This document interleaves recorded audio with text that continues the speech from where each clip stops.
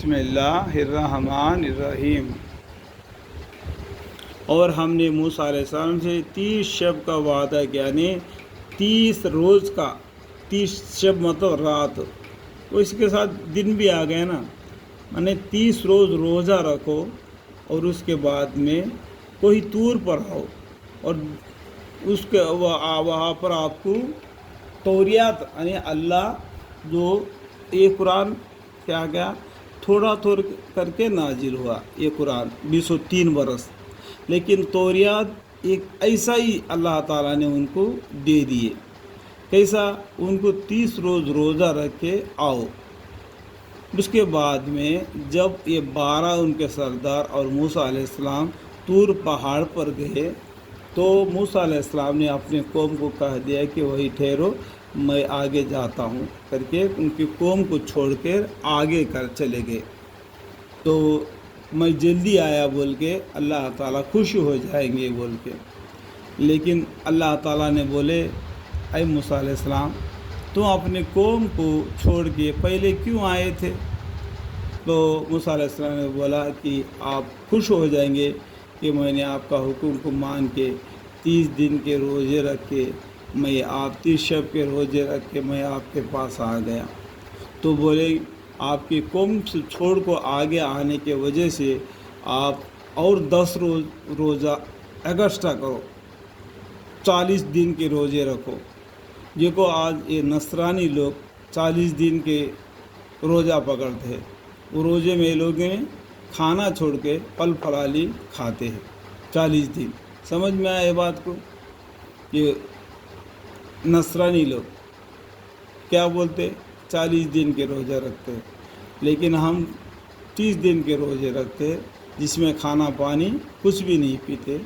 ہمارے لیے ہمارا طریقہ ہے، لیکن ان کے لیے ان کا طریقہ ہے، لیکن وہ طریقہ منسوخ ہو گیا۔ لیکن اب قرآن پر ہم کو عمل کرنا ہے قیامت تک۔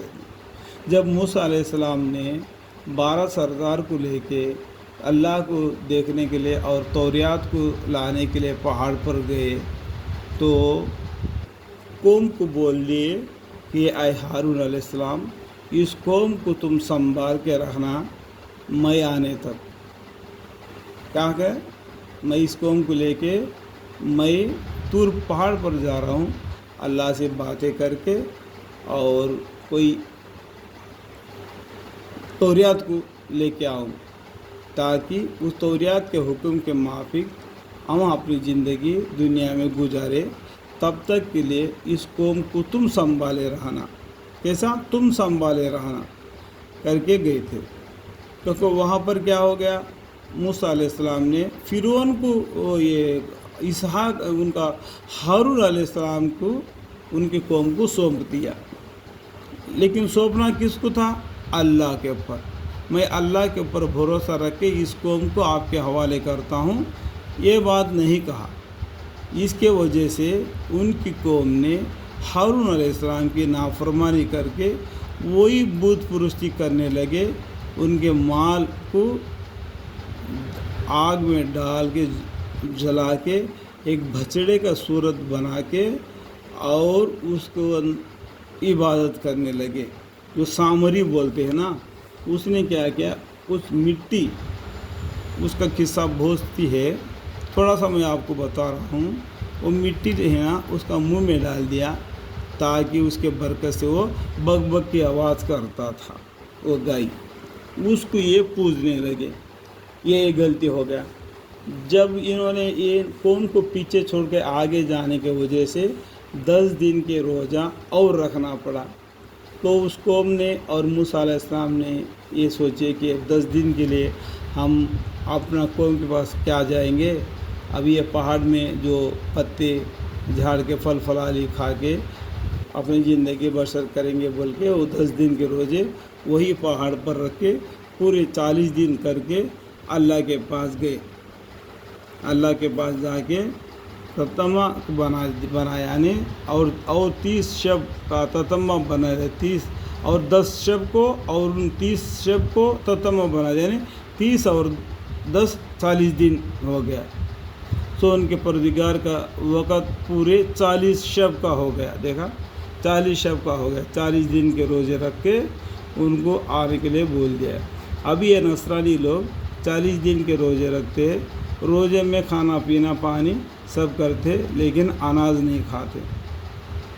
اور موسیٰ علیہ السلام اپنے بھائی ہارون علیہ السلام سے کہا دیا تھا کہ میرے بعد میری قوم کا انتظام رکھنا. دیکھو میں ابھی پہلا میں آپ کو بتلا دیا تھا کہ میرے بعد میری قوم کا انتظام رکھنا. اپنے بھائی کے حوالے کر کے گئے لیکن اللہ کے حوالے نہیں کیا. اس کے وجہ سے ان لوگوں کے دلوں میں وہی معبود قرار ہو گیا جو دوسرے چیزوں کو سامنے رکھ کے عبادت کرتے. تو ان لوگوں کے بچڑے کو بنا کے اس کی عبادت کرنے لگے. یہ پہاڑ پر گئے تھے 12 سردار، اور موسیٰ علیہ السلام نے اللہ کو دیکھنے کا ارادہ کیا تو بولے دنیا میں حیاتی زندگی میں آپ مجھے دیکھ نہیں سکتے، بات تو کر رہے لیکن مجھے اپنے آنکھوں سے دیکھ نہیں سکتے کیونکہ اتنا طاقت آپ کے پاس نہیں. دیکھو اس پہاڑ کے اوپر میرا تجلی ڈال دوں گا، اگر وہ پہاڑ وہاں ٹھہر رہ گیا تو تم بھی مجھے دیکھ سکتے ہو. تو آپ اس پہاڑ کی طرف دیکھتے رہو اور آپ کی قوم تو اللہ تعالیٰ نے اس پہاڑ پر اپنی تجلی ڈال دی. تو اللہ تعالیٰ کے تجلی سے اس کے نور سے وہ پہاڑ ایسا جل کر راکھ ہو گیا کہ بولتے کہ آج اسی کا سرما بنا کے ہم اپنے آنکھوں میں لگا لیتے ہیں. اس کی روشنی سے وہ پہاڑ کی حالت ایسا ہوگی جل کر راکھ ہو گیا. تو ان کے ساتھ جو 12 آدمی تھے وہ مر گئے. موسیٰ علیہ السلام بے ہوش ہو گئے. اس کے بعد میں جب ان کو ہوش آ گیا تو اللہ سے معافی مانگنے شروع کر دیا کہ اللہ مجھ سے ایسی گستاخی ہو گئی، میں آپ کو دیکھنے کا ضد کیا تھا، اس کے وجہ سے میں بے ہوش ہو گیا اور میری یہ قوم یہ 12 سردار مر گئے، ان کو زندہ کر دو تاکہ میں اکیلا جب جاؤں گا تو قوم مجھ سے ناراض ہو جائے گی. اس لیے یا اللہ ان کو زندہ کرو کر کے اللہ سے انہوں نے گڑ گڑا کے دعا مانگی. تو وہ مرے ہوئے ان کے 12 سردار زندے ہو گئے. دیکھو کتنا آدمی زندے ہو گئے. میں اس سے پہلے بھی بتاتے آیا کہ بہت سے آدمی مر کر زندے ہوئے لیکن عیسیٰ علیہ السلام نے کبھی مرا نہیں، کبھی زندہ ہوئے نہیں. اللہ تعالیٰ نے ان کو آسمان پر اٹھا لیا اور کل قیامت کے دن دجال کو ختم کرنے کے لیے دنیا میں آئیں گے. یہ قیامت کی ایک نشانی ہے. لیکن یہ نصرانی لوگ اپنے ضد پر اکڑے ہیں، قرآن کے اوپر ایمان نہیں لائے. کہنے کا مطلب یہ پورا قصہ آپ کو یہاں قرآن میں نہیں لیکن میں نے قصص الانبیاء میں پڑھا تھا.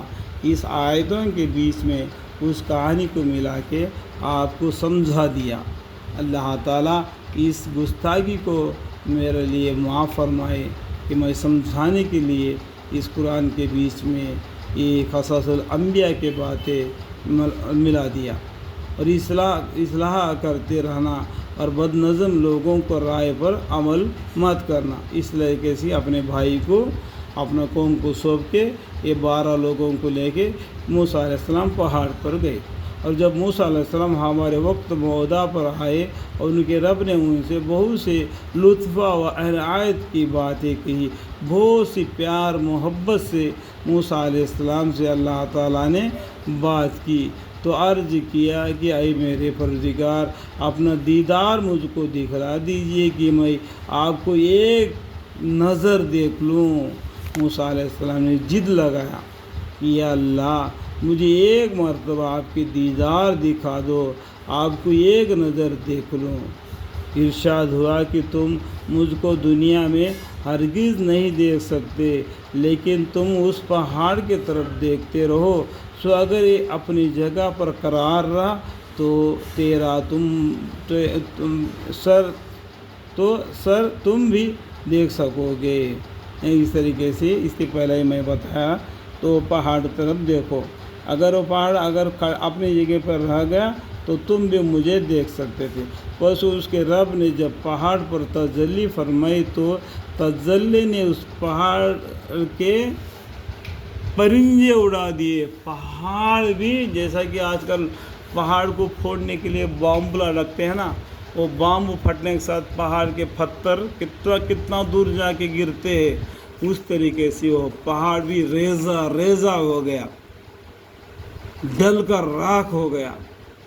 تو موسیٰ علیہ السلام بے ہوش ہو گئے، اور موسیٰ علیہ السلام بے ہوش ہو کر گر پڑے، اور ان کے قوم جو تھے وہ مر گئے۔ پھر جب وہ آفاق میں آئے، مطلب بے ہوش کے بعد میں ہوش میں آ گئے، تو عرض کیا کہ بے شک آپ کی ذات منزہ اور رفیع ہے، کیا ہے؟ بے شک آپ کی ذات منزہ و رفیع ہے، میں آپ کے جناب میں معذرت کرتا ہوں، اور سب سے پہلے میں اس پر یقین کرتا ہوں۔ ارشاد ہوا کہ موسیٰ علیہ السلام یہی بہت ہے کہ میں نے پیغمبری اور اپنی ہم کلامی سے اور لوگوں پر تم کو امتیاز دیا ہے، مطلب پیغمبروں میں اللہ سے بات کرنے والے ایسا رتبہ اللہ تعالیٰ نے دے دیا، موسیٰ علیہ السلام کو اتنا درجہ دے دیا۔ تو اب جو کچھ تم کو میں نے عطا کیا ہے اس کو لو اور شکر کرو، جو توریات کو لے کے شکر کرو، اور یہ توریات کے موافق عمل کرو، اپنی زندگی اسی توریات کے اوپر کے احکام پر چل کر اپنا زندگی بسر کرو۔ اس کے بعد میں بہت سے پیغمبر آئے، لیکن انہوں نے کوئی کتاب نہیں لائے، اسی توریات پر ان لوگوں نے عمل کرتے اپنی زندگی بسر کیے۔ یہ اس توریات کے جو نافرمانی لوگ ہیں وہی کافر رہ گئے، جیسا کہ اب اس قرآن کے اوپر جو ایمان نہیں لاتے وہ لوگ کافر ہیں۔ اور موسیٰ علیہ السلام کے جو توریات پر بہت سے پیغمبر عمل کیے۔ جب عیسیٰ علیہ السلام نے آئے، انہوں نے بولا کہ ابھی توریات کو رہنے دو، ابھی اللہ تعالیٰ نے مجھ پر انجیل نازل فرما دیا ہے، ابھی انجیل کے حساب سے، انجیل میں جو اللہ تعالیٰ نے حکم دیا اسی حساب سے عمل کرو۔ وہاں پر یہودی اور نصرانی کے بیچ میں جھگڑا ہوا۔ دیکھو موسیٰ علیہ السلام اللہ سے بات کیے، اتنے بڑے پیغمبر ہیں، ان کے بعد میں کتنے پیغمبر آئے، ان لوگوں نے اس کتاب کو نہیں بدلا۔ تو یہ کل کا چھوکرا آ کے بولتے ہیں اللہم اغفر لی، عیسیٰ علیہ السلام کو اس طریقے سے انہوں نے بولا۔ عیسیٰ علیہ السلام آ کے بولتے ہیں کہ توریات پر عمل مت کرو اور انجیل پر عمل کرو۔ وہاں پر دو فرقے بن گئے، ایک یہودی ایک نصرانی لوگ، اور یہودی لوگوں نے نصرانی لوگوں میں سے جو عیسیٰ علیہ السلام زیادہ ہی ان کا معجزہ دکھلا کے لوگوں کو اپنے قوم کے طرف لے رہے تھے، تو یہ ان کو کیا کرنا، سولی دینا، جیسا کہ فرعون نے سزا دیتا تھا اس طریقے سے ان کو بھی اس طریقے سے سزا دے کے ان کو ختم کرنا بول کے پلان کر کے بیٹھے۔ ان لوگوں نے ایک پلان کیا، اللہ تعالیٰ نے بھی ایک پلان کیا۔ اللہ تعالیٰ کا پلان سب سے بڑا ہے اور بہتر ہے، اور اللہ تعالیٰ نے عیسیٰ علیہ السلام کو اپنے طرف اٹھا لیا، یعنی آسمان کے طرف۔ ان لوگوں نے شب کر دیا کہ دوسرے کو پکڑ کے ان لوگوں نے اس کو مینگے مار دیا۔ اب اس کو بولتے یہ عیسیٰ علیہ السلام ہیں کر کے اس کو وہ لوگ عبادت کرتے ہیں، اور عیسیٰ علیہ السلام کو معبود بھی کر کے بولتے ہیں پیغمبر کو۔ لیکن کوئی پیغمبر نے یہ بات نہیں کہا کہ میرا بھی رب کون ہے؟ اللہ ہے، تمہارا بھی رب کون ہے؟ اللہ ہے، ہم سب مل کر ایک اللہ کی عبادت کریں گے، یہ بولا ہر پیغمبر نے بھی۔ कोई पैगंबर ये नहीं बोला कि तुम मेरी बंदगी करो अल्लाहुम्मा अग़फ़िरली, तो हर पैगंबर ने यही बोला कि अल्लाह की बंदगी करो, यही सीधा रास्ता है। अभी आपको बहुत से बातें समझ में आए होंगे कि जो ये बात कुरान में नहीं थे, ये दबी हुई मानी है, ये मैंने क़ससुल अंबिया में पढ़ा था, इसलिए मैं यहाँ पर आपको मिला दिया ताकि आप इसको समझ सकें। हमने चंद तोहफ़े पर हर किस्म के ज़रूरी नसीहत और हरकाम जो ज़रूरिया के मुतल्लिक़ हर चीज़ को तफसील उनको लिख कर दी, यानी तौरात को मूसा अलैहिस्सलाम के हवाले कर दिया, इसके साथ अपनी ज़िंदगी बसर करो।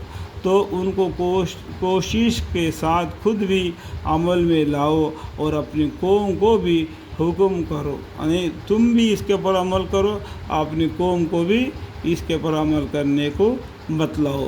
देखो आज इस कुरान के हाफिज़ कितने हैं, बहुत से लोग इस कुरान के हाफिज़ हैं, बहुत से ऐसे नेक बंदे हैं कि कुरान को बगैर देखे हुए कुरान को हूबहू अपने हाथ से लिख सकते, इतना कुरान का इल्म हासिल किए हुए है। लेकिन मूसा अलैहिस्सलाम के ज़माने में तौरात को पूरा बगैर देखते हुए पढ़ने वाले सिर्फ एक मूसा अलैहिस्सलाम हैं, बाकी कौम को उतना नहीं था, तो उनको उतना इल्म अल्लाह ने दिया था। तो आगे और बात है, कहने का मतलब थोड़ा मैं आपको समझा दिया, आगे मैं बता दूंगा आगे क्या है। कि हुक्म कर दिए तो उनके अच्छे अच्छे अहकाम पर अमल करे, मैं आप बहुत जल्द तुम लोगों उन बेहुक्म के मुकाबल दिखलाता हूँ जो तुम बेहुक्म करके अपने ज़िंदगी बसर कर रहे, तुम अल्लाह के हुक्म के साथ अपनी ज़िंदगी बसर करें, इन दोनों के बीच में फ़ैसला कर देता हूँ। यहाँ पर फ़ायदा लिखा हुआ है, देखो मैं इंग्लिश से बता रहा हूँ, ये बाजू में लिखा है मानी दबी है, उसको पढ़ लो। मैं इसे लोगों को अपने अहकाम से बरगिश्ता ही रखूँगा जो दुनिया में तकब्बर करते हैं, जो घमंड करके जो ज़िंदगी बसर करते हैं, उनको मैं अपने से अलग रखूँगा इस तौरात से जिसका उनको कोई हक हासिल नहीं। और अगर तमाम निशानियाँ देख ले तब भी उन पर ईमान न लाए, और बहुत सी मौजूदा आप उनको दिखाएंगे तब भी ये लोग ईमान नहीं लाएंगे। इनका दिल इतना सख्त हो गए कि तुम्हारी बात को मानने के लिए तैयार नहीं, और अगर हिदायत का रास्ता देख ले तो उसको अपना तरीका ना बस बना दे, और अगर गुमराही का रास्ता देख ले तो उसको अपना तरीका बना ले। यही सबब से है कि उन्होंने हमारी आयतों को झूठा बतलाया, ये तौरात को भी ये लोगों ने झूठा बतलाया, इसके वजह से वो नाफरमानी करके अल्लाह के सामने मुजरिम ठहरे और उनसे गाफिल रहे। और ये लोग जिन्होंने हमारी आयतों को और क़यामत के पेश आने को झुटलाया, उनके सब काम गारत गए। अल्लाहुम्मा अग़फ़िर, उनको वही सज़ा दी जाएगी जो कुछ ये करते थे, जो आमाल वो करते थे उनको वही सज़ा दी जाएगी, जो नेक आमाल करते थे उनको वही सज़ा दी जाएगी। मैंने बोला था इसके बाद में थोड़ा सा किस्सा है, मैं आपको बता दूंगा। तो एक क़ससुल अंबिया में मैंने पढ़ा है, और कोई किताब में पढ़ा होगा, उतना याद नहीं। अल्लाह ताला ने पूछ लिया कि इस दुनिया में अभी सबसे इल्म वाला कौन है, बोला तो ये मूसा तौरात को इन्होंने बेदेखे पढ़ते थे। मूसा अलैहिस्सलाम इतना इल्म हासिल किए थे, लेकिन उनके कौम ने इतना इल्म हासिल नहीं किया। लेकिन हमारी मोहम्मद मुस्तफ़ा सल्लल्लाहु अलैहि वसल्लम की उम्मत ने इस कुरान को हाफिज़ बना दिया, इस कुरान के पीछे का मानी भी वो समझते हैं, इतना इल्म वाले हैं। कुरान को बगैर देखे हुए एक हरफ भी नहीं छोड़ेंगे, उस तरीके से बगैर देखे हुए लिखेंगे, इतना इल्म वाले हमारे इस उम्मत में से है। तो मूसा अलैहिस्सलाम की उम्मत में सिर्फ मूसा अलैहिस्सलाम अकेले ही इस कुरान उस तौरात को इल्म हासिल करते थे। तो अल्लाह ताला ने उनको पूछा कि दुनिया में सबसे इल्म वाला कौन है, तो एकदम मूसा अलैहिस्सलाम ने कह दिया कि मैं ही हूँ।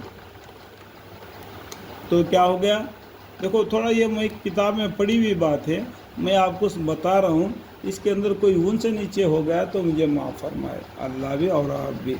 तो उस टाइम पर अल्लाह ने बोल दिया कि मेरा प्यारा बंदा एक और है, उसके पास इल्म है, वो इल्म आपके पास नहीं।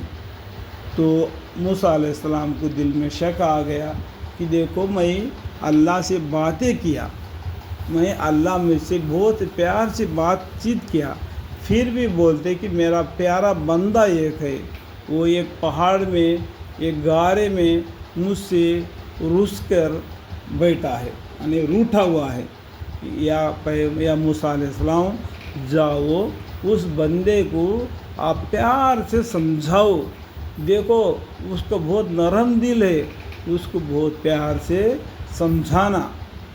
तो उस टाइम पर मूसा अलैहिस्सलाम को भी ताज्जुब हो गया कि देखो मुझसे भी प्यारा बंदा अल्लाह का कोई गार में है, बोलते जाके देख ले कि वो प्यारा बंदा क्या अमल करता है जिसके वजह से वो अल्लाह का इतना प्यारा हो गया। तो उन्होंने उसको ढूंढते हुए गार के पास जहाँ वो था वहाँ पहुँच गए। तो उन्होंने वहाँ देखा वो तड़प रहे, या अल्लाह या मालिक तेरा नाम रहमान है, रहीम है, और भी बहुत से नामा है तेरे, लेकिन इतना तेरे अच्छे अच्छे नामे होने के बावजूद भी आपने जहन्नम को क्यों बना दिया? एक माँ से भी 70 गुना प्यार आप रखते हैं, तो जहन्नम को क्यों बना दिया? क्यों जहन्नम में इंसान को अजाब देता है? कोई माँ या बाप क्या अपना बेटे को इतना तरीके से सज़ा देना चाहते हैं क्या? आपने जहन्नम को क्यों बना दिया? इस तरीके से वो गिड़गिड़ा के रोने लगे। तो मूसा अलैहिस्सलाम ने उसको अपने गोद में लेके बहुत से समझा दिया, लेकिन फिर भी उन्होंने नहीं माना। तो मूसा अलैहिस्सलाम को गुस्सा आ गया, एकदम एक तमाचा उनके गले पर मार दिए। इतना समझाने के बावजूद भी नहीं मानता है। अल्लाह का हुक्म है, वो जो चाहिए वो करते हैं। इसके अंदर हम कौन हो सकते हैं कि तुमने जहन्नम को क्यों बनाया? ऐसा पूछने वाले हम कौन हैं? तो ऐसा गुस्सा आके उनके चेहरे पर एक तमाचा मार दिया। इससे वो और भी ज़मीन पर गिरकर और ज़मीन को रोनते हुए अल्लाह से रो भरने लगा। तो वही आई, ऐ मूसा अलैहिस्सलाम, मैंने पहले ही बतलाया था वो मेरा प्यारा बंदा है, मुझसे रूठा है, उसको समझाओ प्यार से मोहब्बत से। तो मैं बोला था, लेकिन आपने गुस्से के मारे उसको एक तमाचा मार दिया। देखो वो कितना तड़प रहे। तो मूसा अलैहिस्सलाम को डर गए। देखो अल्लाह ताला ने का हुक्म क्या था और मैंने क्या कर बैठा। तो उसको क्या किया, अपने गोद में ले लिए। तो उनके बगल में हाथ रख के बाहर निकाल के उनको दिखला दिया। जैसा कि आज लोग हम टीवी में ऑन करके देख लेते हैं, पूरा दुनिया की बातों को 2-3 मिनट में या 5 मिनट में न्यूज़ में देख लेते हैं कि अमेरिका को भी देखते हैं, अदर कंट्री को देखते हैं और हमारी कंट्री को भी देखते हैं हमारे आंखों के सामने।